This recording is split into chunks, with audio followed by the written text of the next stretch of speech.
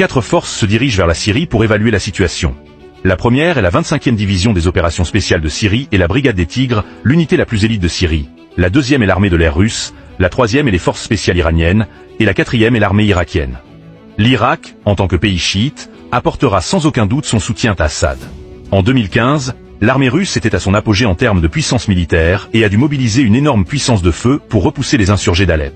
Cependant, ce n'est qu'en 2017 que ces insurgés ont été complètement éliminés.